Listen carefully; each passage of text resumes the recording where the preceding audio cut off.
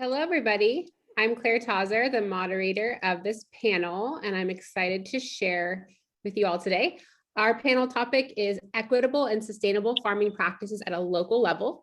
And we've got some really amazing farmers here with you with lots of experience. Our panel time will be from 1 p.m. to 3 p.m. and we're going to try to take a break around 2, but I'm not going to cut anybody off, so it'll be close to 2 o'clock. So like I said, I'm Claire Tauser. I'm co-owner and brand manager of our family beekeeping business. We have a honey company called Solabee, a pollination business where we pollinate food, which I'll talk about more in a minute. And then we also have a queen bee breeding business where we sell queen bees to other beekeepers around the country, and that's called Honeybee Genetics. Here's a photo of our hives in one of our hive host properties, and we actually rely on stewards of the land and other landowners to host our hives around Northern California to keep them healthy. So here's a photo of one of my favorite spots. Here's a video of some of our bees in the hive, because some people have never seen inside a hive. So I thought I would share that real quick with you to get everybody warmed up.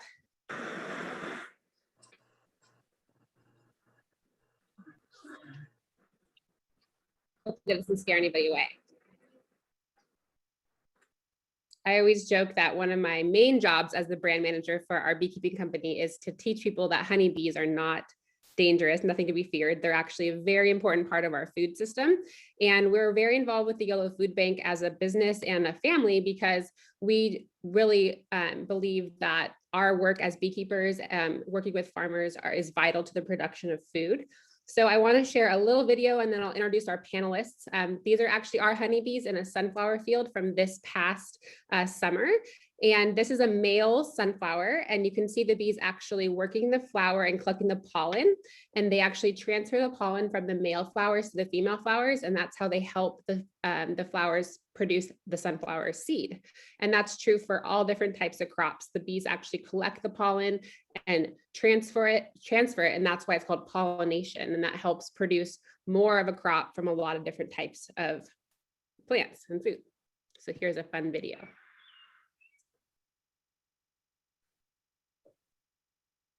Very short.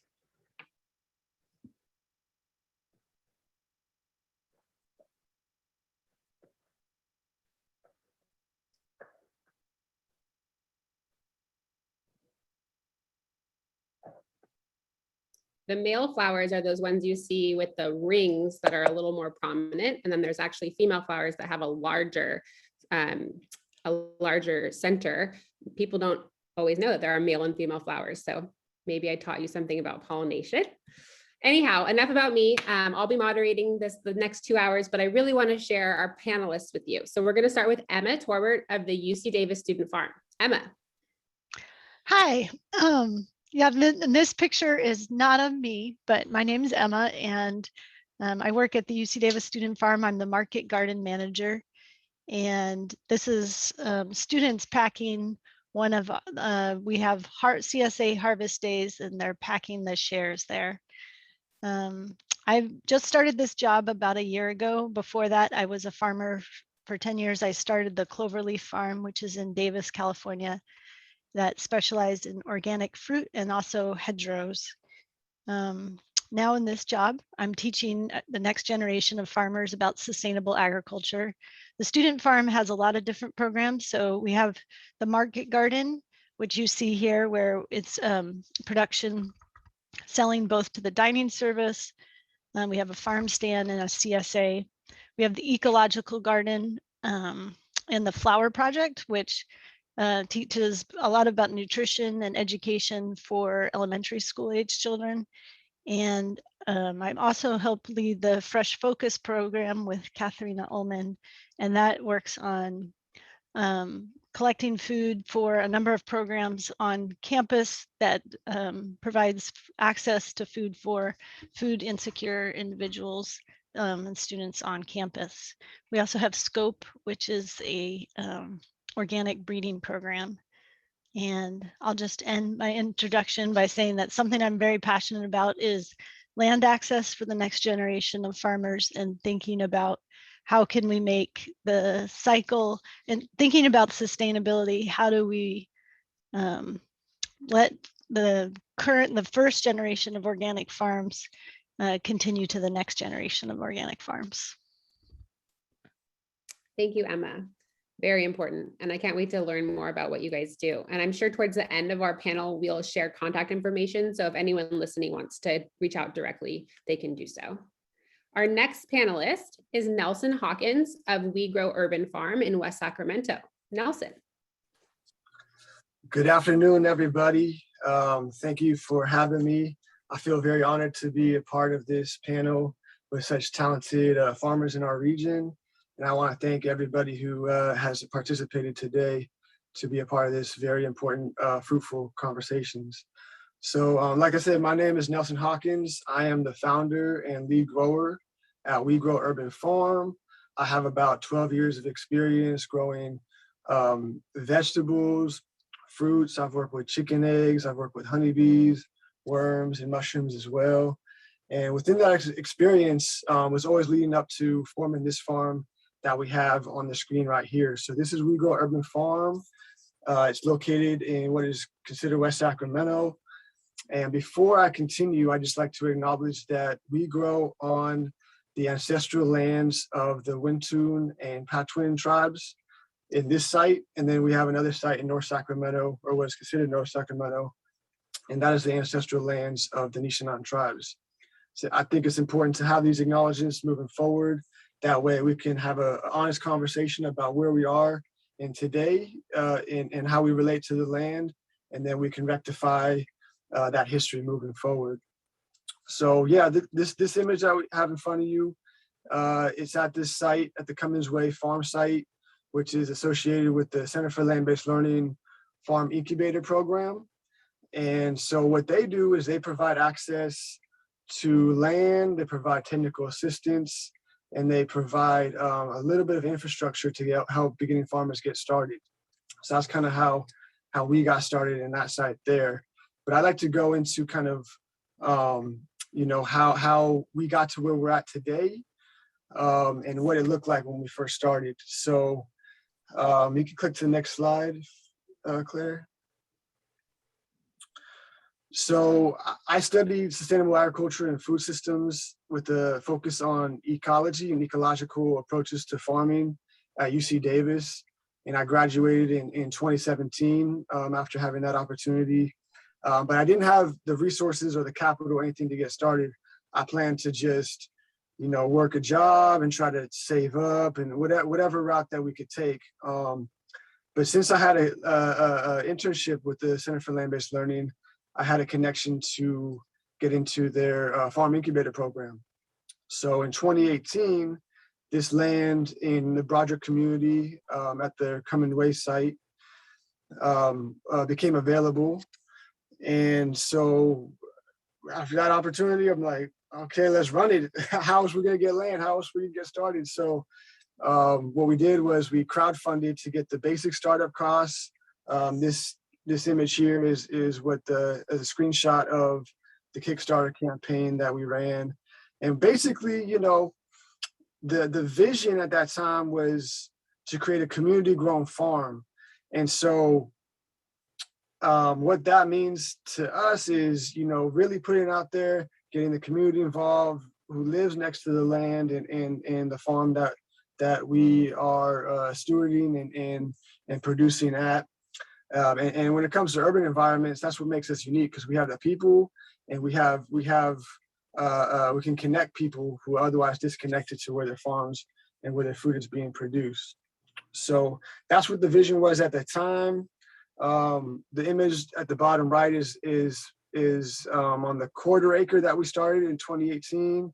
I'm just tending to the radishes there, about to thin them out and get them ready. But you can tell, and if you want to go to the next slide, Claire, the next image shows really what we were starting with, right? Oh, one back. I'm sorry. Yeah. Sorry about that. It's all good. So that's what we started with, just bare soil. There was a bunch of invasive weeds, nutsedge, Bermuda grass. I know the farmers out there know what it's like dealing with those weeds. So it was definitely a challenge to get things growing. But over time, we just paid attention to the soil biology and making sure that the soil organisms were being taken care of so that we can have healthy food. So after after applying a lot of compost and manures, it started to change the landscape inside and out. So Claire, if you want to hit the next image. So that's what that first season looked like after things started growing. We have the dino kale, curly kale, collard greens, carrots, and radishes. And that was just on a 1/4 acre on one section of that space in Cummins Way. So yeah, if you want to go to the next one. And that's what it looks like now. This was an image of one of our youth employees who lives right there in the community. He's thinning out some chard that we planted about a month ago. And you can just see how the landscape has changed through our ecological practices. So, but real quick, the slide here says vision seed. So I want to get back to that concept that we had. So it was like, I had the vision, right? We had the vision of creating a community grown farm that plays an active role in our local food system and uses regenerative practices to build up the landscape and to support the local ecosystem there, while engaging with the community that lives right there too. So after that vision seed was planted, again, I put it out there to the community, family, friends, anybody in the online community that wanted to support, and they provided the resources for us to water that seed and allow it to grow. And so if you'd like to go to the next slide, please. And then over time, the roots, the seed started to sprout, started to take root into that community. And over time, the vision started to manifest itself. So to step back a little bit, the concept of Regrow and what's important about the name of our farm is it's not just the name, but it's also the guiding principle of the work that we do. We speaks to the fact that when you're growing food, it takes a village, it takes a tribe, it takes a community, it takes a collective effort to not only produce that food, but to also distribute that food. Even if one person tried to do everything on the farm, like they still have to find outlets, they still have to sell it. So it really has an interdependent quality to farming, and I wanted to highlight that with the work that we do. But it also has other aspects to it, right? When we're out there in the field, we grow mentally, right? We're engaging and interacting with the soil, the plants, the animals, and we're learning every single day. And we learn from the landscape itself.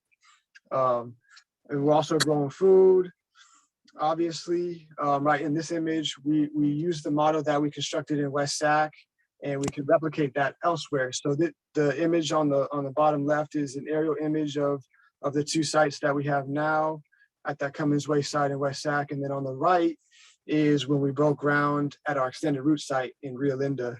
So the top right image is us setting up the irrigation, and that's kind of what that space looked like. It's about a 1/2 acre. And then the bottom right image is what it looks like now. Next slide, please. So we also grow community. So over time, we established relationships with the people that live right there, and we adapted what we grow based on what people needed. So as people were like, oh, you got cilantro, oh, you got radishes, things like that. Oh, we don't have it right now, but then we would take that into note and then get that ready for the next season. So over time, we've built a strong community there, and these are some images of those type of events and things that we've had there. Next slide, please. I know I'm at my time, but we also grow farming skills. So when we engage with the youth and everybody that wants to learn how to grow food, we're teaching them skills necessary to do that and to be successful. So we have an image of somebody on the left learning how to direct seed. We have some youth in the community learning how to package and wash the carrots. And then we have one of our brothers on the right who's learning how to set up our drip irrigation from scratch at that extended root site. Next slide, please. We also grow workout opportunities. So we partner with the Yolo County Children's Alliance and with their workforce development program, and provide work opportunities for local youth in the community. And these are some of the things that some of the work that's being done through that program. And then next slide. And we like to grow with you. So we have opportunities if you want to connect with us and build. We're always in need of volunteers. We have internship of opportunities available as well that are coming in. And just tap in with us. You can contact me directly at our website there, regrowfarms.org, or you can email us directly through that. And that's all I got for us today. A little bit about how we grow. That was awesome, Nelson. And we'll get to hear a lot more about how you feel about practices at our local level as well. So thank you for that introduction. Our next panelist is longtime farmer and grower, Jim Durst. My name is Jim Durst, and I was born and raised in an area of Yolo County called Hungry Hollow. And I was taught by my parents at a very young age that sharing was a part of rural living. My wife, Deborah, and I began farming organically in Hungry Hollow in the late 1980s, and we currently farm about 800 acres of vegetables, grain, and hay. We sell into the wholesale retail markets across the country, but mainly try to keep our product on the West Coast.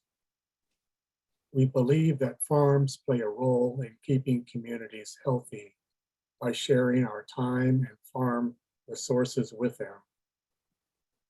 We believe each person has an innate right to access healthy and nutritious food. And we do this by sharing the bounty of our farm with a multitude of community organizations, including the Yolo Food Bank. In fact, we became active in the Yolo Food Bank by our relationship as givers. We instill this understanding of giving to our employees through practice and training. This understanding is also reflected in our farm practices, honoring all life systems and seeing ourselves intimately connected and related to the natural world.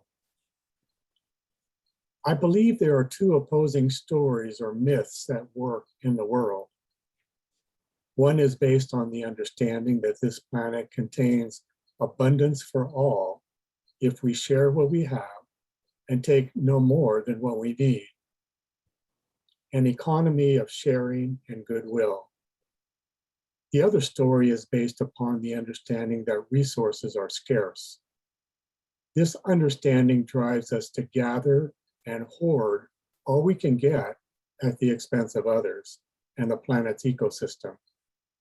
This understanding justifies the division of wealth around the world, where 1% of the people own and control 50% of the wealth. This understanding is the basis of colonialism, aggression, greed, and war upon each other and our planet. I'm a firm believer that the abundance story is the only true reality. This belief sets the stage for how we operate our farm, how we engage in our community, and how we live our lives. For us, it is the basis of happiness and fulfillment. It is also the basis for our belief in farming practices that honor the natural processes of our planet and its abilities to sustain itself since the beginning of time. On our farm, it means practices that build and enhance soil life, including cover cropping, crop rotation, minimum and reduced tillage practices, water management, and soil amendments. It means selecting crops that provide nutrition and flavor to our customers. It means caring for our employees with very livable wages, healthcare, and safe working conditions. It means providing them with the appropriate tools to perform their work. It means making a sustainable profit from our crop sales to allow the above practices to happen. And it means understanding that the processes and practice are ever evolving as our understanding grows. Stagnation is the first nail in the coffin of any business. And lastly, it means celebrating the abundance by sharing.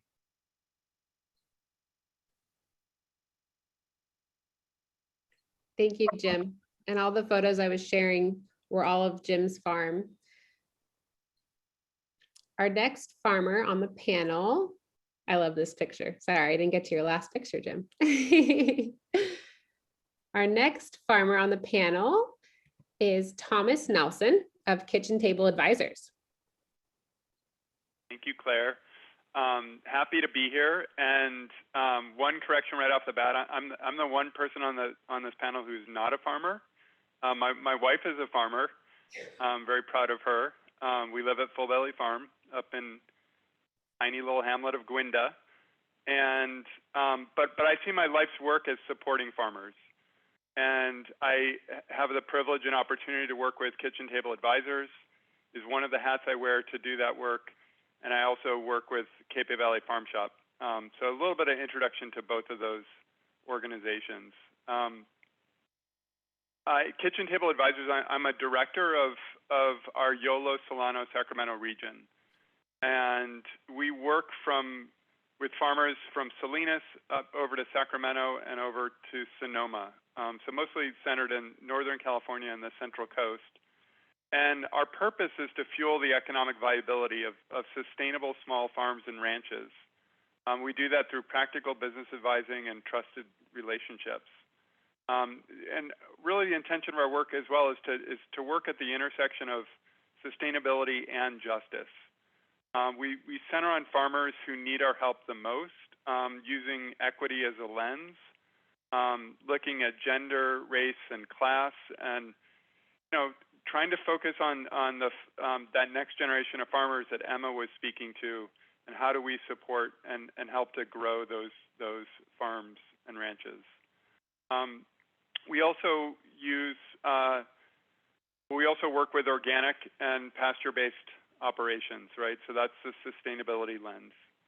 But we don't focus on production. We're focused on the business and financial management side of things. We work with over 100 farmers. More than half of them are Latinx or women, and also women-owned and co-owned businesses. And our staff and our advisory board also reflects that diversity. We have two primary programs. Really, the core one, and we've got got the organization started, is around business advising. So what that looks like is a 3-year engagement with clients, client farms and ranches, and it's designed to meet the farmers where they're at. So we focus on the business and financial management side of things, but it's really kind of engaging with the farmers wherever they're at and focusing on whatever challenges they're facing. And we try to focus on building good record-keeping systems, good accounting systems, good labor and HR systems, and that takes time. So that's why we do that for 3 years at no charge. And the whole idea is to build a long-term relationship with those farmers that we're serving. So once farmers work with us after 3 years, that we still keep in close touch as alumni clients. The other side of our work is ecosystem building, and what that comprises is sort of at the multi-farmer level. How do we shift systems and institutions so that they're more favorable to small farmers, right? And so 3 areas that we focus on there are access to land, capital, and markets. How do we create more equitability in terms of accessing those fundamental resources for farm communities to thrive? And how can we, importantly, how can we create more ownership and control of farmers over those resources? So we could talk about that more as we go through today's session. And then I just wanted to also briefly touch on Cape Valley Farm Shop, which is a community-based social enterprise that I helped to found, 15 years ago or so, 2007. And the entire purpose of that organization is to connect local farmers to regional markets. It's as simple as that. It's a rurally based business in the town of Esparto in northwest Yolo County. We are considered a food hub. And if you don't know what a food hub is, I mean, the basic idea is that they exist to aggregate food from local producers and then distribute it to regional markets, and do that with source identification, so transparency and grounded in values. And then importantly, in our model, farmers set the price. You know, it's a part of, again, trying to create a fair system that works for farmers. We work with over 40 farms and ranches, and we serve businesses throughout Northern California, including food service, restaurants, other food hubs, and other types of businesses. I'll leave it there and happy to be here today. Thank you, Thomas. So as you can see, we have just experts in all kinds of different types of farming. We've got educators and advisors. We've got the UC Davis student side. We've got urban and rural. So we're really excited to dive into this topic more. I'm going to turn off my screen share now, and we can just get into discussion. So the format of this will be less individual and more dynamic. We're just going to jump into some core questions that we thought were pertinent to this topic. And if you have any questions for our panel, I believe there's a way for you to put them in the chat, and then I will share them with our panelists as possible for our time. So our first core question is, how would you define equitable farming in your own words? And so many of you touched on that in your introductions, but who'd like to start with just a general definition for you of what equitable farming means? Don't make me call on you. I used to be a teacher. I could start since I was the first one to talk before. Thank you, Emma. Yeah, so equitable farming for me, you know, I would say that, so I've worked on a bunch of farms all throughout the US and South America. And I would say that I haven't yet seen a fully equitable farm, but as the same as with sustainability, I feel like it's an upward, like farms are, at least the farms that I really like working on are trying to make an upward progress in becoming more equitable over time. And so I've seen that on a number of farms. You know, at the student farm, we have our Fresh Focus program, which really talks about which is really working on how producing food for consumers regardless of income. And so thinking about what is really the definition of equitable is like dealing with everyone fairly and equally. Well, how you define equally really can depend on your point of view, because it might be that you think equally is selling the same food at the same price to everyone. But if someone has a much higher income, that's going to be a much smaller percentage share of their income that's going to food. And you know what, something that at the farm we were at Cloverleaf that really bothered us is that we really were trying to grow very high quality organic produce, nutrient dense food, but we didn't like, you know, we also wanted to make everybody who worked at the farm be able to get paid a living wage. And when you start working on all these different aspects, you realize you need to charge more for your food. And then that means that you'll only be selling it to certain customers. And at the Cloverleaf, one thing we did was we had like a sliding scale. Our CSA was a sliding scale donation system for all customers. And at the student farm, what we do is we have a gleaning program. So basically we make sure that 10% of everything we grow is being donated to programs across Davis, so that we are making sure that the food that we're growing is able to be accessed by everybody regardless of income. You know, other things when you really think about equitably that as I was talking about with land access and thinking about land stewardship, you know, I think that that's something that a lot of farms could work on, is making sure that the long-term decisions about how to improve the land are being made by everyone who's tending the land, who's working the land, because I'm always thinking that everyone who's out there picking peppers or weeding with a hoe is thinking, how could we do this better?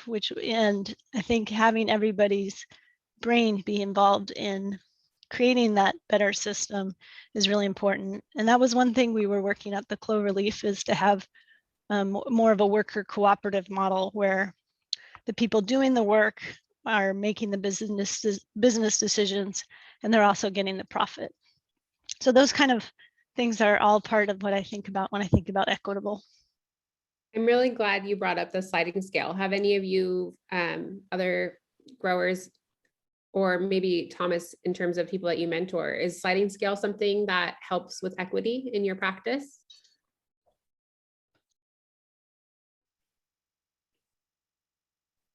I haven't seen it so much. I mean, just so I don't have a lot of experience. I know Jim does an interesting thing with his pay scale that I don't know quite sliding scale, but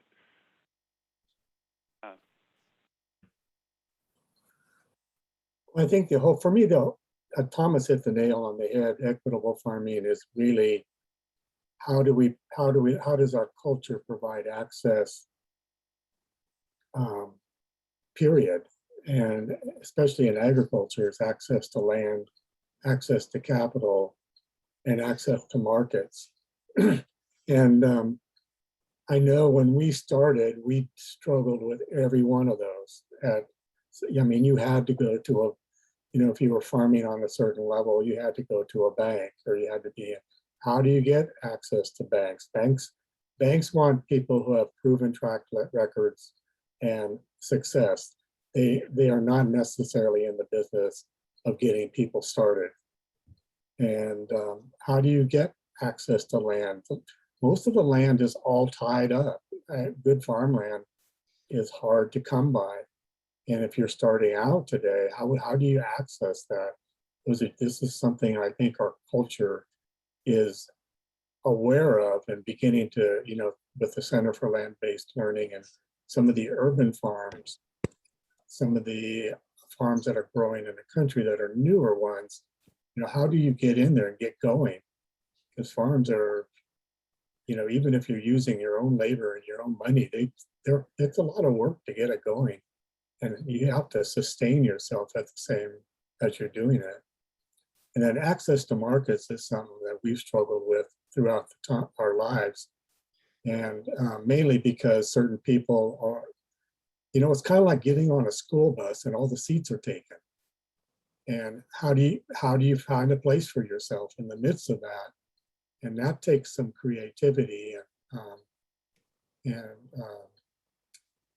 but it's also part of our culture to provide a space on the shelf for people who are starting out. And that was difficult when we were starting out. And there was a lot of competition, for the established organic markets. And when Deborah and I started, our first decision was that we're not going to try to compete with all our neighbors. We're going to try to grow the market outside of the existing channels. And I find that we're still doing that today. And I think that there's other avenues for marketing that are open to small farms. I know my hat goes off to Nugget Market, and in West Sacramento, I think, in the store, they actually have a certain amount of shelf space. They say they provide for beginning farmers. And I think that, for established retail chain to say that and do that is a commitment to the next generation. So there's a lot of, this whole thing about equitable is probably something our whole culture needs to struggle with on a lot of different levels. I think you bring up some good points. I mean, and Emma mentioned this as well, as equitable can mean something different to each person and in each context. I think it's a really creative solution that Nugget has with opening up some of their very important real estate to beginning farmers. And I think Nelson can touch on, in terms of the Center for Land-Based Learning, with the incubator program that he's a part of. I think that's another very creative way really becoming more equitable in our farming community. Yes, absolutely. And to kind of add to what everybody else is saying, I think it's really important that we are starting this conversation with definitions, because the term equity has many different connotations and has different definitions in different contexts. You could talk about equity within a business, or, financial statements, things like that, assets, liabilities, and, all that, which I think has, relevance to this conversation as well as it relates to farming viability economically. But I think a lot of people, including myself, tend to associate equity with equality.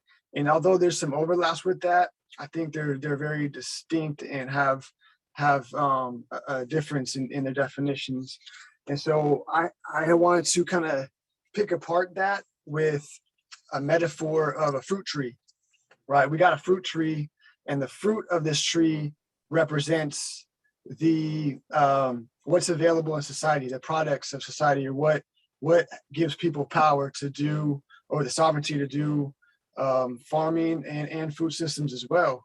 That's access to capital, that's financial resources, that's land, that's the markets, things that everybody else has touched on. That's what represents the fruits, right? And we'll say we got three different type of people that are harvesting from this fruits. Number one is somebody who's tall, right?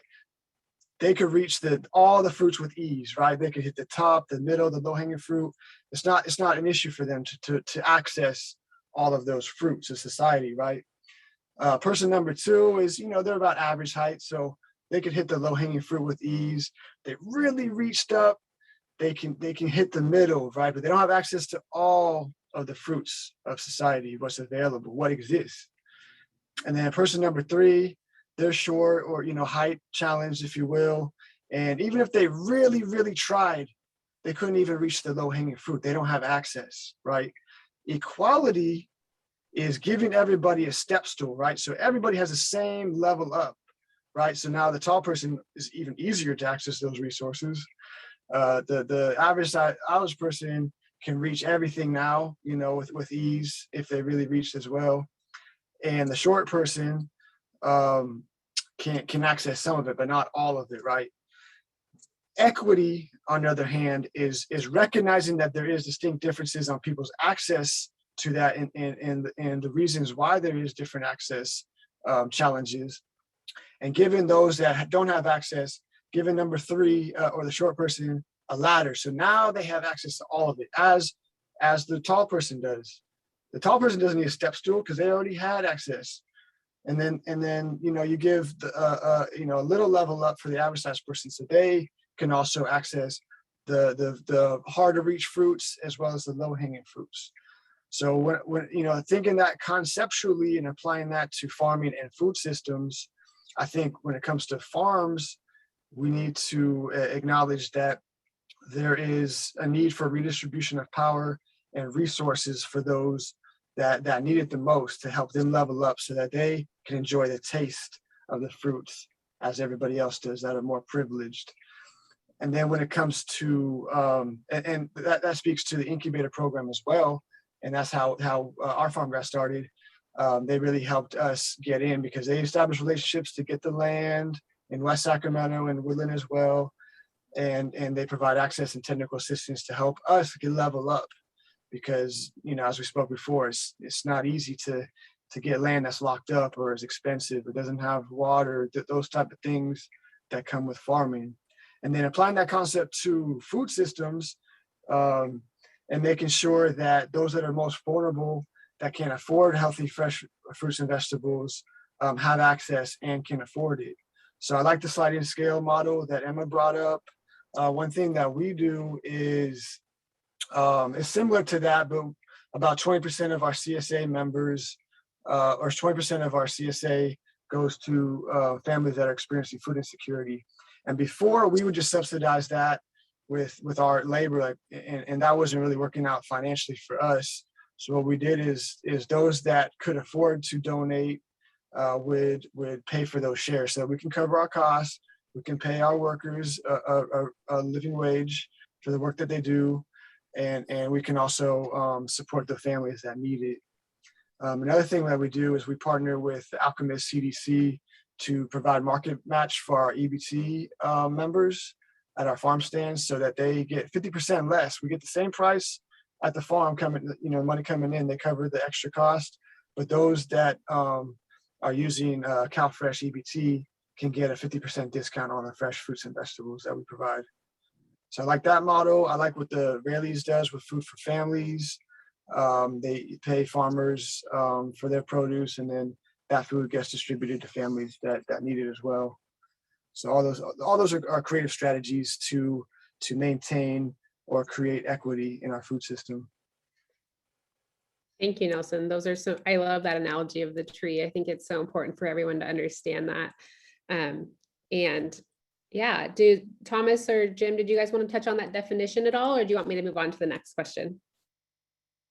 Yeah, I have a few comments, and thank you so much, Nelson, for eloquently talking about equity and naming it. I think it's also important to use a systems analysis, understand the system and the context that farmers are operating within. And that's a structure that was built over many, many generations, and it really, has roots in slavery. It has roots in genocide of indigenous people.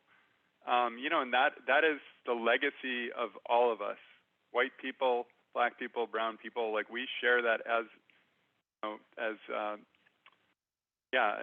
citizens and residents of the United States of America, right? And so we have to acknowledge that. It's also part of that system was disenfranchisement of women and landless people. And that's been touched on too.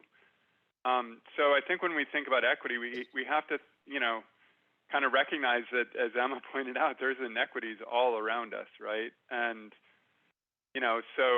so getting, I think honestly we need to be creative, right, about the way, that metaphorical, ladder that Nelson spoke about. What are the ladders that we need in society, and what are the programs that we need that are going to address those inequities in an impactful, meaningful, significant way. So I think when we think about leveling the playing field, this is the work we do at Kitchen Table Advisors, is really focusing support on, BIPOC, Black, Indigenous, people of color communities, women farmers. We need to be thinking about how we're supporting the first generation of farmers who aren't coming into farming with the resources that, that multi-generational farmers might have access to. We also need to, we're in California. It's, huge agricultural state with a lot of large operations. So we also need to think about how small and mid-scale farmers are going to compete. To Jim's point, how do you find that seat on the school bus when it's already filled up? So, I think so. Short of all this, there is a lot of work to be done, but I think there are creative solutions being worked on. Absolutely. Thank you, Thomas. And I think that this panel and this summit is a step in the right direction, just sharing what we're seeing and sharing information and these creative ideas of how to address this very important topic. Jim, did you have anything to add, or would you like me to? I believe you touched on equity a bit in the beginning, but did you have anything you wanted to jump in with? I just wanted to also say that, in farming genealogy, land is passed from generation to generation, and it's and there's a lot of situations where if the family continues to actively farm the land, it's a sense of livelihood. But there's a lot of farm generations that have actually moved, are no longer farming, but are still owning the land, and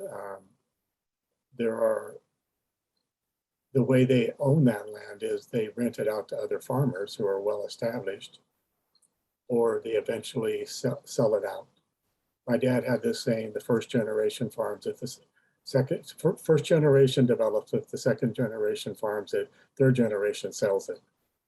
And it's just, if the land was in more of a communal pool, so that when you moved out of the farming realm, the land went back into a pool where other people could access it, it would, that would be a sense of equality. It would probably be very difficult to establish that in our culture, but it would be a way of allowing access to land, which is a big impediment for beginning farmers. It would make it real. And I think that we need to start looking at our own systems that have been in place since the first Europeans set foot on this country, on the land in the United States, in this country. And if you look back, the reason most Europeans left Europe was because they didn't have access to land. They were serfs, or they wanted to have their own space. They wanted to make their own. They got tired of laying their coat over the mud puddle so that rich people could walk across it. And so I think that, we've kind of come full circle. We're back in the same place we were when we arrived here. And so now is the time to rethink how it is that we pass access to the land to future generations of all colors and all genders, and allow the person with no soul or short legs to have access.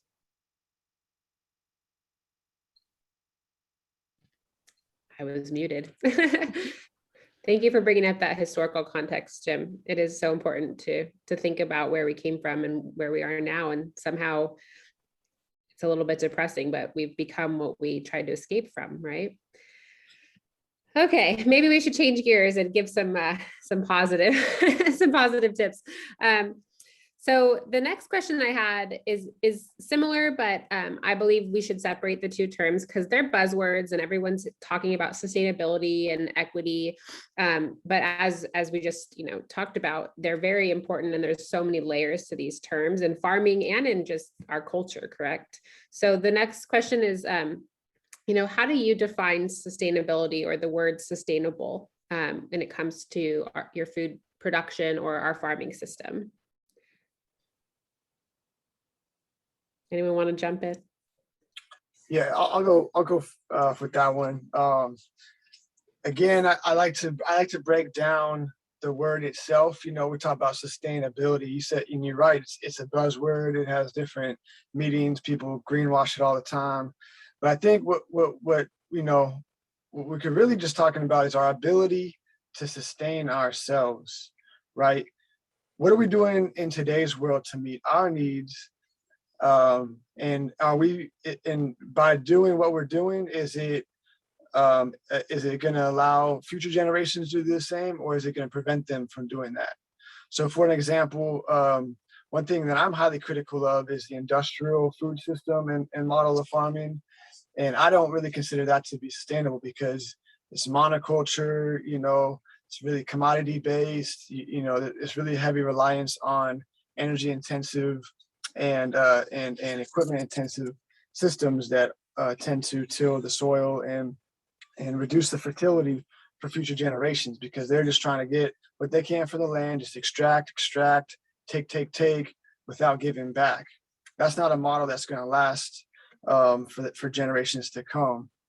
So really just coming in relationship with the earth and the natural cycles and working within nature as we grow food, so that it can be sustainable. Like you look at a forest, you look at anything in nature, these things have lasted for millennia, generations and generations, and there's different cycles and ebbs and flows with that. But ultimately just getting down to the foundation of the natural cycles and working within those. So some practices that come to mind with that, another buzzword is regenerative, but really just the idea of focusing on soil health, adding, organic matter, really focusing on making sure that the soil is healthy, so that creates a foundation for plants to be healthy, and then for nutrients to be developed in those plants for humans to be healthy, as well as animals too. So really paying attention to that and making sure that even in water use as well, making sure that our water use is done in a way that considers future generations to do the same, whether we're in drought or we're in other situations that we have ample water too. That's a good segue. We had a question from our audience about the drought and water usage, and maybe you could speak to it, Nelson, or if anyone else has insight. The question is, how can watering in urban farms work with the drought, reducing water access and city limits? Do we know anything about that? I know we're not all experts on water access, but what have you seen in West Sacramento? Has the drought affected your water access, Nelson? Yeah, I can't say I'm an expert on this either. We've been blessed in our situation because we get the water from Sacramento River, as I understand it, and they haven't really needed to ration that water out yet, as other counties have done in this drought. But we use drip irrigation, and whether we are in drought years or not, we always are conserving water through using drip irrigation and making sure that we're using water efficiently. But in the context of those situations, I would say, we don't need to be watering lawns. That's just my personal opinion.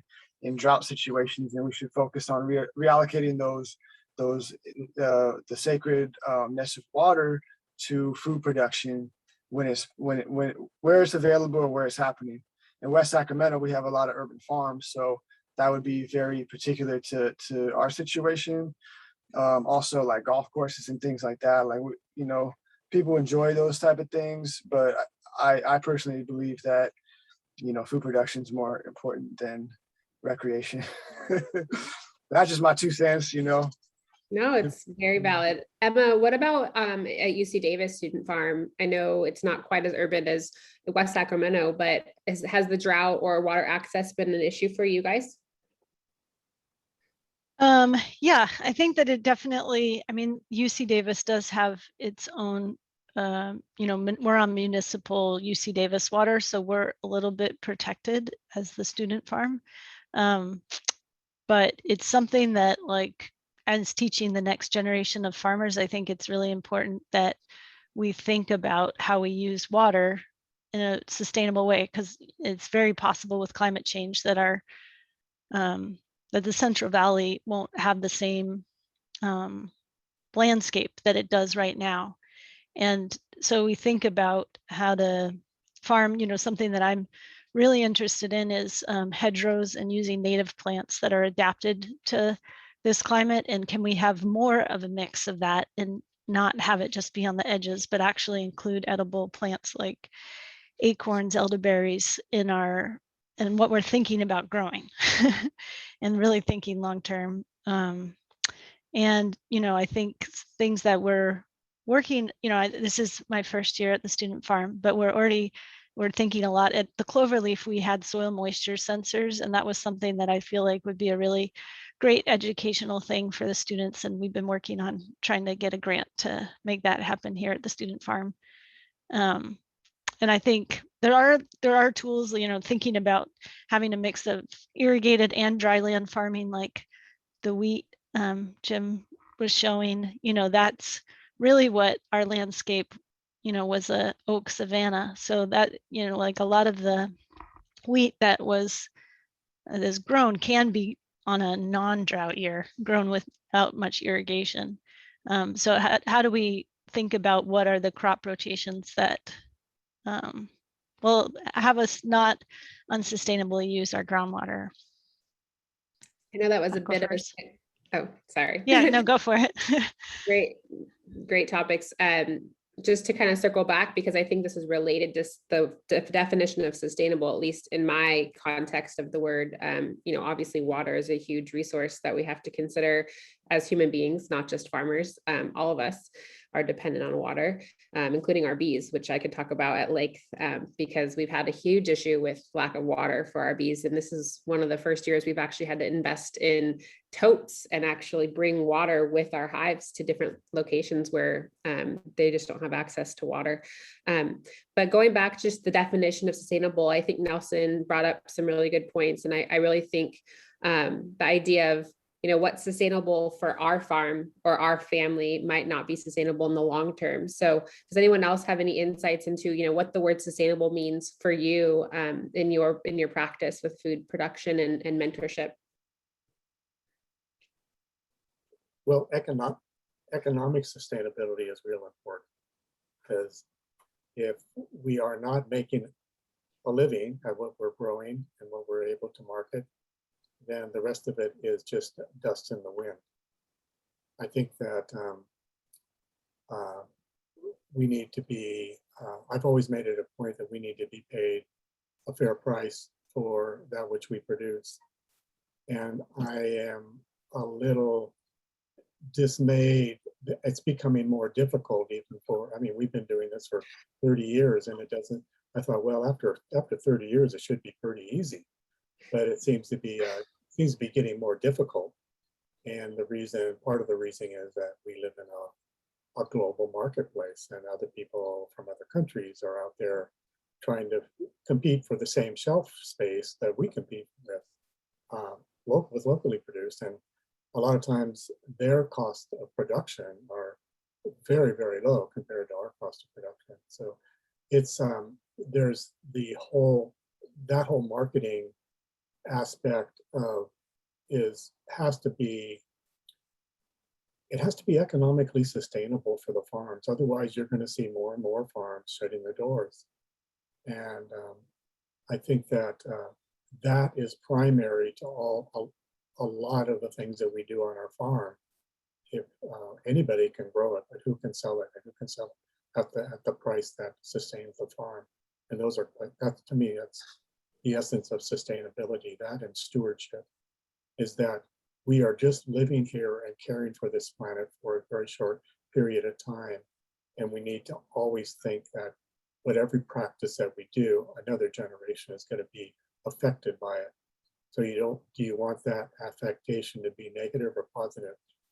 And as organic farmers, we want it to be positive. We want whoever steps in next in line has a full plate at the table that they can work with.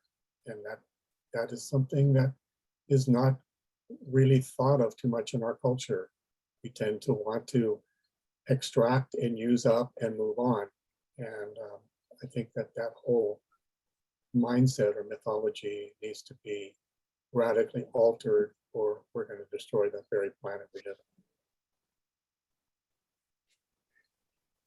in. Definitely, I agree. I think it's so hard to balance the need to charge a fair price for goods produced here in California, balancing that so that we can treat our employees well, so we have the capital to provide health insurance, provide livable wages, like you touched on in the beginning, Jim, and at the same time not outprice our locals, right? I know Thomas with Cape Valley Farm Shop, and I believe I've heard you speak about this before, but the farmers who live in the Esparto Cape region and these hardworking folks sometimes don't have access to the food that they actually grow, correct? So I don't know if you want to touch on that at all in terms of what that means in sustainability in our community. Yeah, it's a good point. I mean, I actually started my career at Good Humus Produce as an intern, and Jeff Main always used to say, he's waking up at 2 a.m. to ship his peaches, to drive his peaches into the Bay Area. He's like, on the way back, I'm going to eat at Denny's because I can't afford to eat the peaches that I'm selling, right? And of course, he could have one on the side, but it's a good point, right? And so I think, yeah, and there's some hard realities there, right? Because oftentimes it's, it is tough to make a living as a farmer, right? And as we've been talking about. And, so I think, again, as a society, we need to think about how are we supporting the next generation of, I also think, farmers have so much more benefit that they provide beyond just growing amazing, healthy food, right? Jim touched on this, right? That farming can be part of the solution to some pretty big problems, right? And if you think about climate change, I mean, some of the biggest challenges of our time, right, are climate change and loss of biodiversity. And I think agriculture has been, part of, helping to create those challenges, but I think it's also a big part of the solution here. And, you look at the Healthy Soils program that the state of California has been investing in over many years and continues to grow. And it's because soil has, the immense capacity to sequester carbon. And so if we can align our farming practices with ways that are going to actually build soil, as Nelson talked about, build healthy living soils that sequester carbon, that is going to make a huge contribution to really bringing it in, climate change under getting that under control. There's a lot of solutions we need, but I think agriculture is really one of the center points. And then I would just say, in terms of biodiversity, and to Emma's point about bringing in native plants back into the farmscape, like that, those plants co-evolved, right, with insects. And we've got a collapse of insect species. And Claire, you probably know this better than any of us with the beekeeping that you do. That we need to be providing the habitat for wildlife, including insects. And so we have to think about how we diversify our farms, create habitat. And I know there's been a long-running kind of conflict between or perceived like farmers in conflict with nature. But I think we need to really start working with nature so that farming is. And so, long story short, is like, how do we create incentives for farmers to use these practices? I think Healthy Soils program is a great example of how we can do that. Thank you so much, Thomas. And we can we can talk about this more over break, because I think you brought up so many seeds of things I wanted to talk about in terms of unintended consequences of different changes and the evolution of modern farming and how it's affected insects and all kinds of different things. But it's about 2 o'clock, and I'm sure everybody is ready to have a little break, use the restroom perhaps. But everyone out there listening, please get questions ready, because we're going to wrap up kind of our core questions, and we'd love to address anything that you might want to ask us. But for now, we're going to go on a break, and we'll see you in 10 minutes. So at 2:11, how about that? Thank you. Hey everybody, welcome back to our panel on equitable and sustainable farming practices at a local level.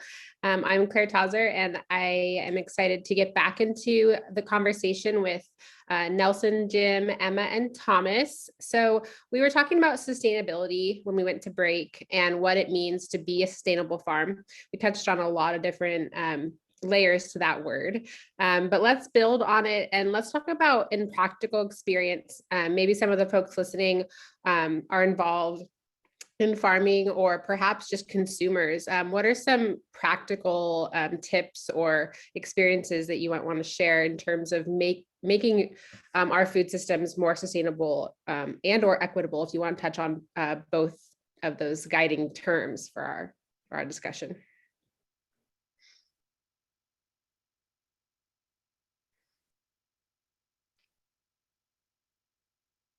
Should I call on one of you? I'm happy to kick off the conversation here, Claire. All right. I mean, what came to mind for me when you asked about that is, again, how do we incentivize what we actually want? And so we, for better or for worse, we operate within the market system that we have. And so what are kind of market incentives that we can put into place? And what's the transparency, right? So how do we help to tell this story and really put the decision-making into the hands of consumers and institutions, so that when they're buying something, that they can align it with their values and their goals, right? And so that's where the transparency piece, I think, comes in. And I think organic has set one way to do that, which is having an organic label, right? But what if we were to also, extend that labeling to include, regenerative types of farming practices, right? So that consumers know if they're really investing in farming systems that are building healthy soil, sequestering carbon, promoting biodiversity. What if it was clear, the diversity of farmers that you're purchasing from, right? Whether it's a BIPOC farmer, a woman farmer. But again, just putting that transparency forward, and how can we do that in the marketplace? And quite honestly, with institutions have huge amount of purchasing power. UC has and many institutions have set out, environmental sustainability goals, and so it's like, okay, how do we match those goals to actually supporting Nelson? buying from Cloverleaf Farm, supporting beginning farmers. So just a few ideas for thought. Good points. Not to play devil's advocate here, but I want to bring up kind of what Emma touched on earlier. I'm in marketing and sales because we have a honey brand, so we sell to lots of different markets. And I'm sure Jim can talk about this as well. One of the things that I notice is that there's lots of great labeling and marketing, but now it's almost like, I think Nelson used the word greenwashed, right? So everything looks like it's sustainable and organic and artisan and grown by this person and that. And I can't help but notice that those same products are usually the most expensive. Rightfully so, right? A lot of times they cost more to produce and those farmers need to charge that higher price. But is that counterproductive to supporting those farmers, right? And I know Emma touched on it with Cloverleaf, she wanted to be able to sell her products and needed to in order, at a higher price, but then she was realizing the people that were buying them weren't necessarily a good representation of the community, right? So I don't know if we want to talk about that at all, but I think it's really tricky. Yeah, maybe following up on what Thomas was saying about,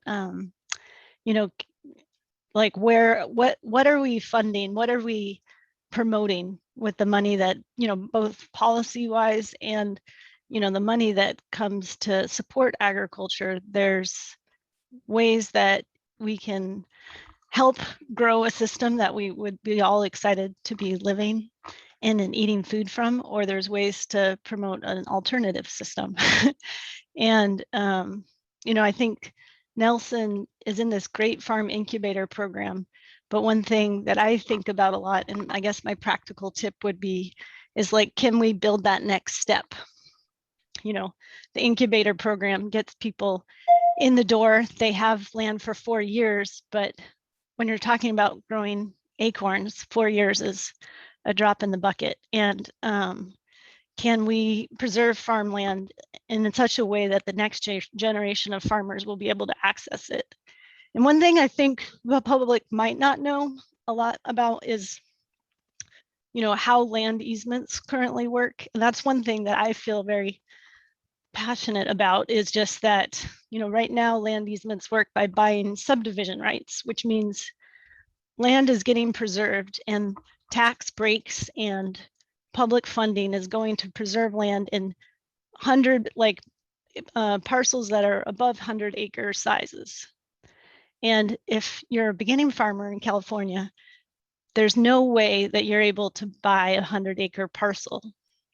And that means that all this money that's going to preserve farmland is going to preserve it not for the next generation of farmers. So there's a disconnect where, like, we want to preserve farmland, but we're preserving it for potentially the wrong, we're not preserving it for the people who want to start farming.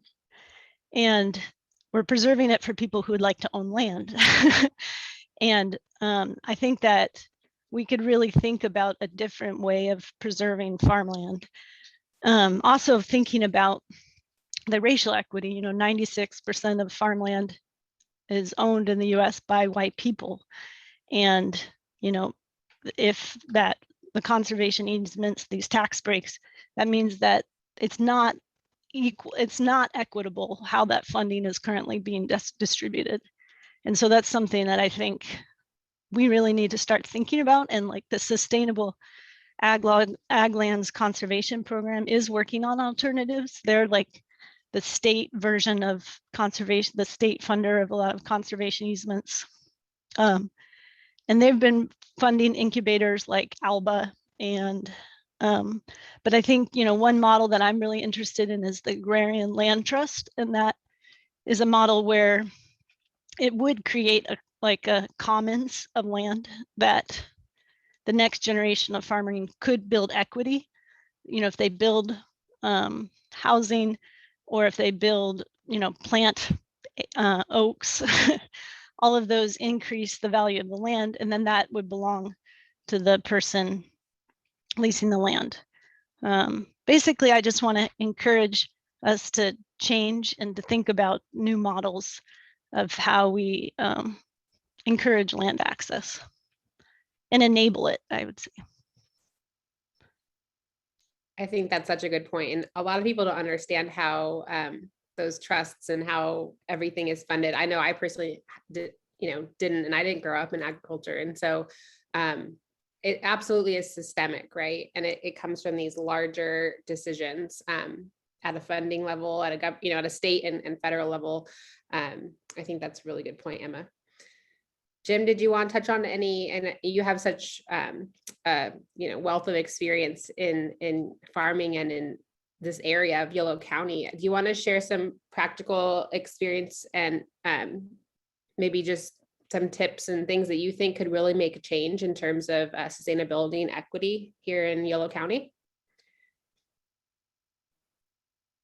I'd probably get arrested if I talked about him. So I probably I know it's a really big question, but maybe a couple things that we haven't mentioned already. I think sustainability is something, everything I know, everything I've learned is because somebody else has helped me. And I think that sustainability for me is building almost a system of agricultural apprenticeship into what we're doing right now. When I'd say 20 years ago, Soilborn Farm in Sacramento reached out to us and asked if we would help them because they had just gotten this piece of land over by the American River. And they didn't know how to do it. And so we had a number of meetings at our farm. We loaned them equipment and they took off. And if they ran into an issue, they would call us. And I think having this in California, we have this reservoir of knowledge and experience that we cannot let die with the generation that's holding on to it. And allow that. So part of sustainability for me is allowing that reservoir to be accessed by anybody. It's like a library of experience that, it's farmers play their cards close to their chest. They really don't want their neighbors to know what they're doing because they don't want their neighbors, who cares? I mean, knowledge is something we should voluntarily share with anybody and they can decide what the value of it is. But, things I've learned mostly from trial and error, I would love to have somebody learn it without having to go through the trial and error. And it's not that that's not a bad thing. We all learn. We learn more from our mistakes than we do from our successes. But I think anything that we can pass on to future generations, I mean, there's just a plethora of wisdom that just come out of these four little heads talking on the screen, and if we can, I know a lot of farmers and Jeff Main is one of them, but who have a lot of wisdom that needs to be passed on. And to me, sustainability is not allowing that wisdom to go into the grave, is to allow it to flow into the next generation. And the next generation has wisdom that needs to flow out as well. It needs to flow into established agriculture and say, what if? Why not? And begin to raise the questions that will maybe spur some fundamental changes in our culture and how we do things. Absolutely. Thank you so much, Jim. We got a question from our audience that I think is very relevant and maybe we can all try to answer it for them. The question is, what are one or two things that the UC Extension, CDFA, and USDA can do right now to enhance equity and sustainability for small farms? Maybe they already are doing it, but let's it says, what are they doing well now and what can they do better? I don't know if Emma's allowed to answer this question. No, I'm just kidding.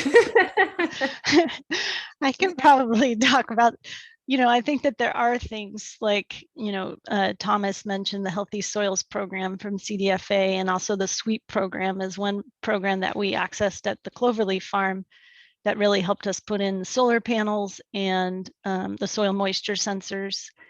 And so there are grants. I would say that something they could do better is make those grants easier to access. Like right now, the application process often is about who you know.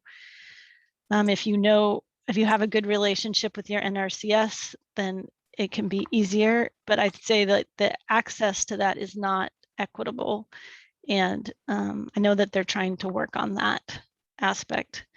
But those are two good programs. I think that, the USDA is quite big. They, fund a lot of different things, some of which, does go down to like the specialty crop program, which has funded things like beginning farmer. I think the incubator program in the beginning was funded through that. And, but then there's also subsidies that flow to a different form of agriculture that really is more commodities based, and encouraging people to plant the same crop year after year, no matter if it is making money. And I'd say so. They could do better on that regard, in my opinion.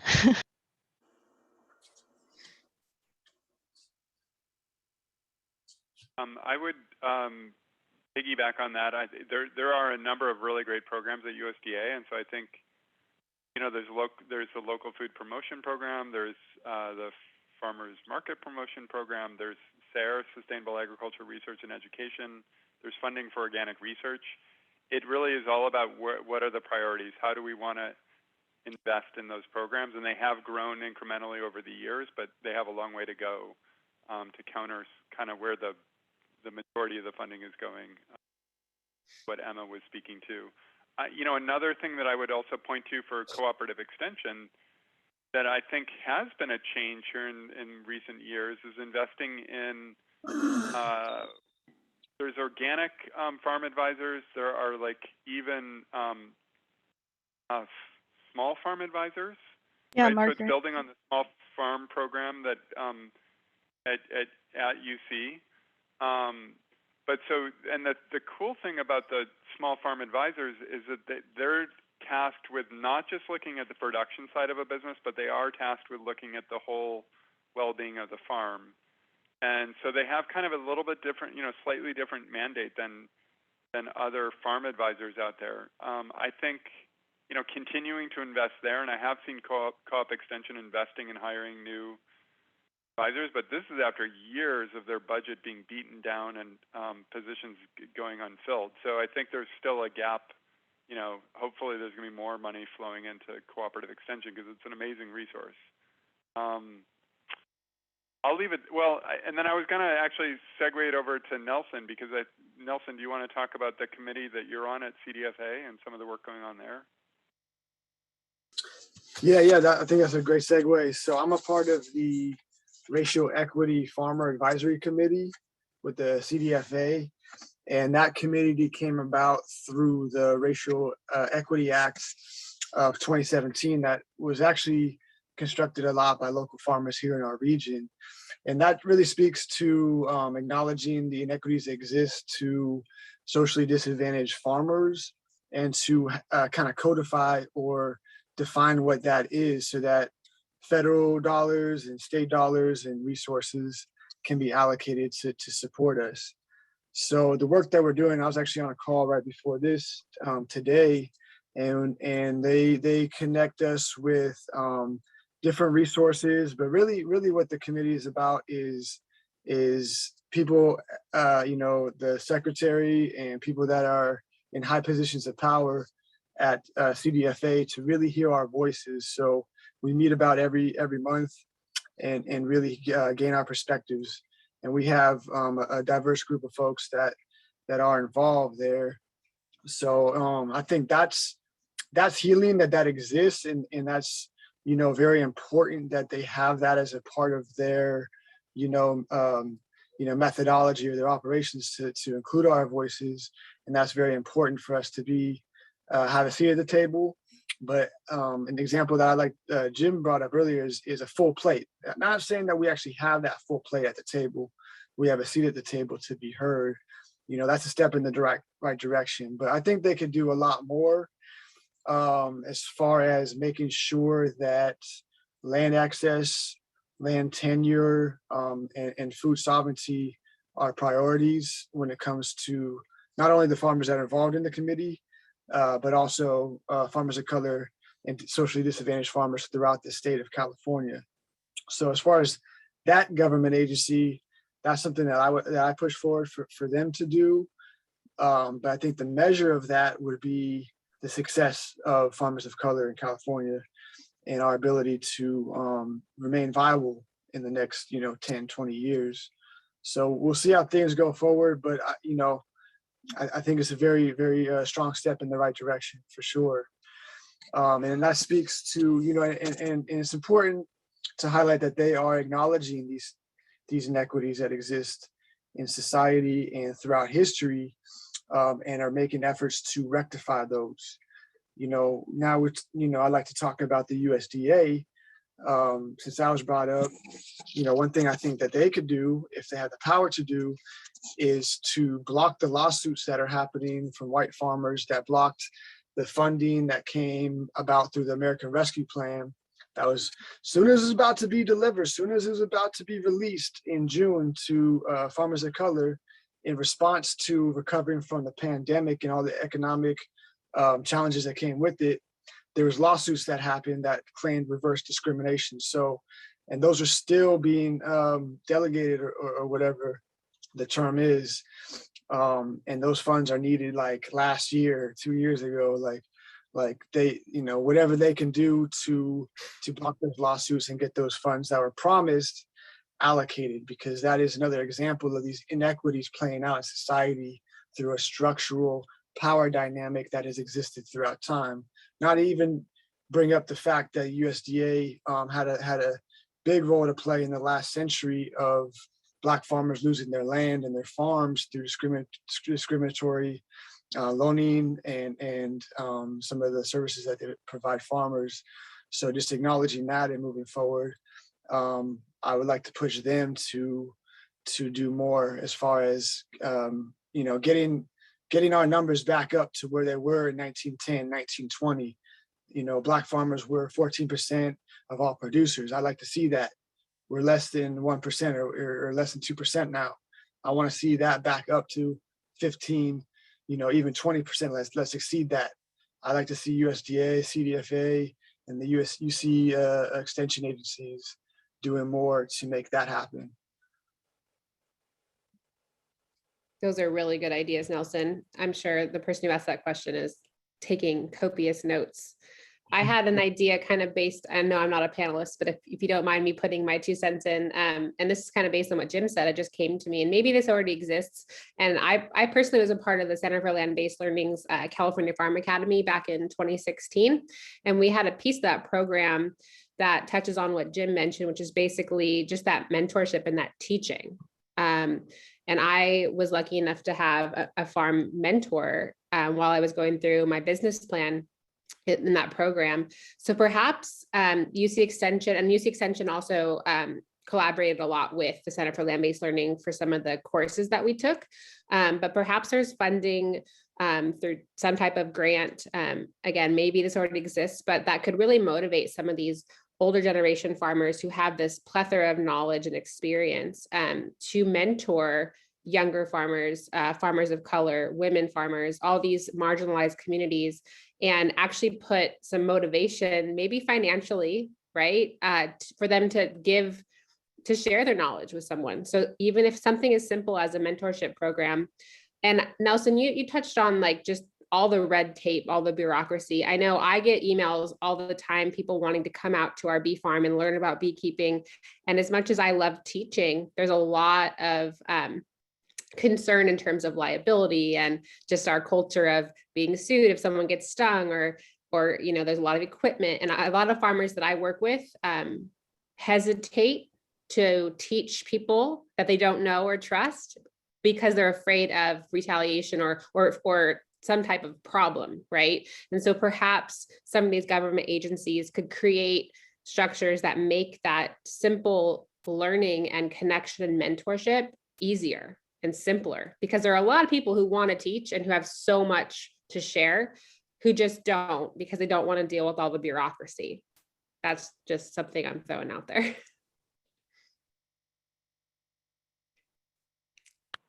Well, oh, sorry, go ahead. Another thing, a way that I think that the, especially CDFA, but I really believe that everybody that nobody should be turned away from the table of the produce and the farm bounty that's grown in California because they don't have the money. And I think that, government programs that help subsidize food banks, for instance, if, the food banks are a great institution for taking the bounty from our farms and distributing it to those who really need it and want it. And if, it's the food banks, I think, that would be the recipient of some sort of subsidy that would allow them to go out and purchase locally grown, nutritious food and include that in their distributions. And rather than having to be the dog under the table getting the scraps that fall off. And I think that, maybe we need to look at subsidizing the consumer a little more rather than the growers or programs like that. Because by subsidizing the consumer, you are opening up the growers to new markets, and their bounty starts to flow into their local communities in a way in which their neighbors can access it. When we first started everybody thought organic food was rich people's food, and it still is to a certain level. It's kind of yuppie food rather than something that everybody has access to. And I think we need to, institutionally, we need to change that concept, and maybe a little more subsidy from the California government would be welcomed. Yeah, along the same lines that Jim was speaking on, I think it's very important to acknowledge those things, because we produce more than enough food to have for everybody. That's in the production side, but a lot of the reason, there's a lot of reasons, it's complex, but some of those reasons that come to mind why people don't have access to those fresh fruits and vegetables, high quality, organic, what have you, is based on distribution.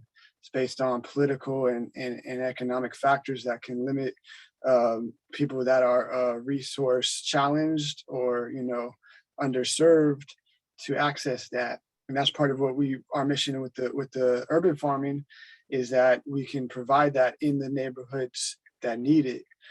One model that I like to bring to the conversation that I really enjoyed that helped us out a lot was the growing the table project that they had in the springtime. So they got some grant funding to purchase from small local farmers of color, women-led farms was kind of like their priority, and charge and paying a retail price, a fair price, so that the farms can stay afloat during the pandemic. And then the food that was being distributed fed like 150 families free of charge to them, those that were experiencing food insecurity, and even more so with the challenges that are coming about with the pandemic. So any resources, subsidies, those type of things that can go towards that project and projects that are similar or replicating that model in other communities throughout Sacramento, throughout California, so that those farms can stay viable and stay in business, cover their costs, pay our workers, all that, everything that comes with farming on the financial side of things, as well as making sure that produce, the healthy produce, is accessible to everybody, regardless of income, regardless of background, regardless of any barriers that exist to accessing that food. So I'm glad you brought that up, Jim, because I think it's a very important thing, especially within our region here in Yolo County, Sacramento, and what is produced right here. Maybe if I could chime in just for a second, I think those are such good points. And I think this isn't necessarily what USDA or UC Extension, but just on a local policy, in everybody's community. I think something that's not talked a lot about or not thought a lot about are zoning ordinances. And that's something that I think could be, especially thinking about urban farms and like having more people have access to high quality food that's fresh, picked right next door. Right now, I think the way that we deal with housing and agriculture is we often like to keep them separated. It's like housing over there, agriculture over there, and we're all people, we all eat food.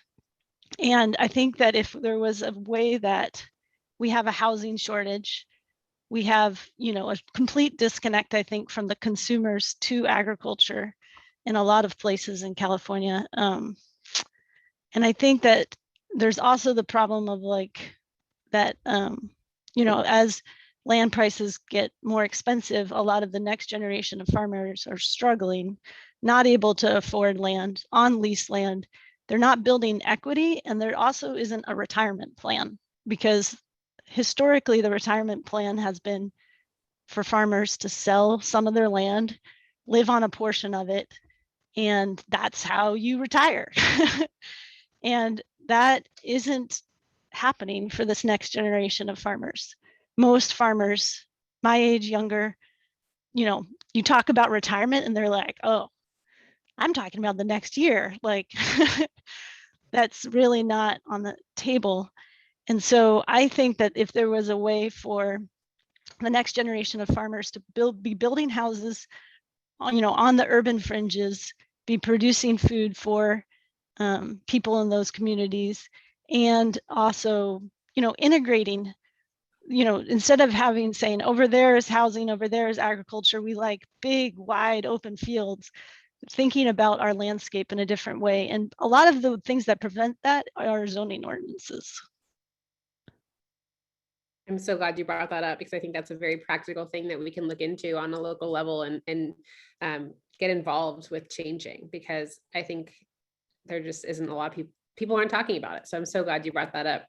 I just want to make a comment that we have about 15 minutes left.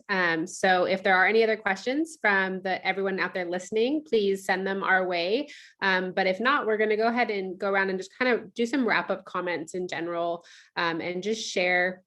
I want to end on a positive note. I know these are really heavy topics, and we're all very passionate about improving access to food and becoming more equitable and sustainable across the board. And we've talked a lot about that. So if you just want to do any wrap up, anything you haven't mentioned that you think is important to share today, and then maybe end with what keeps you going every day, besides your cup of coffee in the morning, like what motivates you to keep doing the work you're doing, because obviously it's an uphill battle and it's hard work. So what motivates you, if we can kind of end on that positive note, and then if any other questions come in, I'll squeeze them in before we end today. So why don't we start with you, Thomas? What keeps you going, and what else would you like to share with everybody today? I'll try and keep it quick. I mean, a couple things I want to share. I mean, this has been a great conversation, and so I think it's, to your point, let's be positive. Okay, what are the things that we want to create? And there was a conversation, I think Emma mentioned the agrarian trust. There is a Cape Valley Agrarian Commons that has formed, right? And this is a new model of how can the community actually own farmland to be able to make that available to equitably accessible, right, to beginning farmers, and do that and create long-term stability for those farmers. And so there is no land in that agrarian commons at this point. So putting it out to the community here, if people want to get involved in that effort. or have land that you are interested, that you see that go into that type of model, please be in touch. So that's one, I think, encouraging project. Another that I would point out is the creation of, I think, again, thinking about the ecosystem that we're building around farmers to support farmers. One exciting project that's happening right here in Western Yolo County is the Yolo Food Hub. And that the entire idea there is and it is a collaborative effort of many organizations. Jim has been really active with this. And the idea is, can we create a processing, storage, aggregation facility, build on some of the work that is already happening, but continue to add, more kind of capacity to transform the bounty of agriculture here and make it more accessible to different kinds of communities and institutions. So thinking about processing, right, to get more food into schools and hospitals and jails and just really feeding our community. So that's an exciting project in the works. And what keeps me going is the farmers. Farmers have to be Jack and Jill of all trades, and they're just inspiring people, right? Their ability to be stewards of the land, to be nourishers of their community, to be entrepreneurs, and just the creativity that goes into the art of farming is continually inspiring to me. So I do this work. Thank you, Thomas. And thank you for all the work that you are doing to help all new farmers and everyone out there. Jim, why don't you go next? I knew you were going to call on me. Repeat the question. Well, just anything else you want to share on the topic. I'll give you about 3 minutes so that everyone gets a chance to talk. But then lastly, just if you want to end on what keeps you motivated to get up and keep, fighting this uphill battle, which is sustainable, equitable farming in Yolo County. Well, I don't know if it's a good thing or a bad thing, but I was given by that which influenced me at some point in my life, that I was given more possibilities in life than I had time to handle. And for me, I don't look at life as begrudgingly. I look at it as this plethora of opportunities that opens up every day, like a library almost, that invites participation and invites creativity. And farming is like that for me. I don't care how depressed you might be or how sad you may be at times, especially in the times we're living right now. But all you need to do is walk outside and realize how beautiful the earth is and how beautiful of an area we live in, and how that beauty is connected through the soil and through the roots and through the microbes and through the plants and through the leaves, and eventually it flows into us. And just to have a sense of gratitude, to have access to that is almost overwhelming. And I think that last night we were scurrying around trying to get things put away, big rainstorm coming. Of course, we got like a minus 1/10 of an inch or something. But the thing, my employees were running. I had 3 employees all driving forklifts, putting stuff away, moving stuff inside, and they were here after I left. And I didn't ask them to do that. So, I was really sustained by the fact that they were taking responsibility for their farm, not my farm, their farm. And I think that our job is to take responsibility for our planet, not your planet, but our planet. And I appreciate this Foods for Fairness Summit, and a way to converse together about what is needed in the future, so we don't stumble down the same paths year after year. Well said, Jim. That's a hard one to follow. Emma or Nelson? Yeah, Go on. that's such a beautiful image, Jim, of, I think that it is really true that when you walk through the fields, you know, sometimes I wear my critic's hat and I'm noticing all the things that you need to fix, but there's other times when you see a fox or a white egret and it's just those moments where you're like seeing, I don't know, the nature and the wildness that goes through all of us. And, you know, I think what really sustains me is more, I don't know, that I do, you know, you were talking about the equitable, you know, equitable is, you know, can be thought about as a hard challenge, but for me, that is really like, I see it as such a better world that we could get to. And I just, you know, I think this summer, you know, when I have friends who are farmers who are up near Grass Valley, who are waking up every morning with the AQI over 600.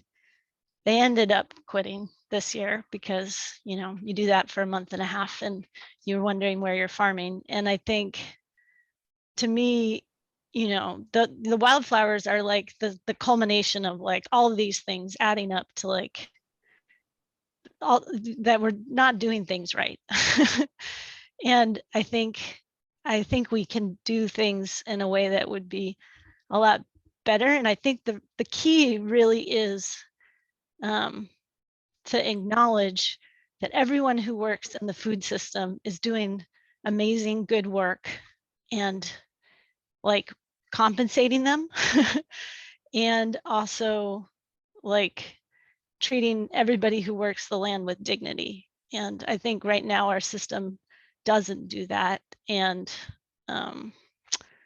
you know, I just think that if we had if our whole system was creating, you know, a land stewardship where people could access land and stewarding the land was a responsibility, not a right, that it's not something you buy a piece of land and all of a sudden that's my land. No, it's like all of a sudden that's a lot of responsibility. Do you want that responsibility? Are you willing to do the work of that responsibility? And if not, maybe you should be making that land accessible to someone else who does want to do the work. You know, I was so inspired by this woman, Cheyenne Stone, she lives by the Inyo National Forest, and she goes up, her family goes up every year to steward the public lands and to clear out the underbrush and make sure that there's not fuel. And this isn't their land, but this is the spot that they go to every year that they have adopted. And I think if more of us had that mentality of like, this is the spot that I can really adopt and make better, we could get to that place where we don't have the 600 AQI days. Thank you, Emma. Amazing points. And I think a lot of us can relate to that, especially here in California. All right, Nelson, you get the amazing job of ending us. We've got about 6 minutes. What keeps you going? What else do you want to share? All right, pressure's on. No, I'm just playing. One little shameless plug I'd like to put in here is some of the work that I'm working on with some of the folks from the CDFA racial equity committee that I'm involved in. So we're working on getting this 315-acre parcel in Yolo County, actually, on the south of West Sacramento, on the way to Clarksburg. And the land's already in escrow, and we are in need of funding. And basically what the project is to give access to land, whether it's a quarter acre, half acre, whatever it is, for beginning farmers. Socially disadvantaged farmers is our priority. Black farmers is our main target demographic as far as that goes. And then we also want to provide farmer training, as well as provide living jobs for folks that are resource poor. So that's a project that's in the works, and we need all the support that we can get. Real quick, I can share, are there contact information, or is there a link I can share with anyone listening who wants to get involved with that?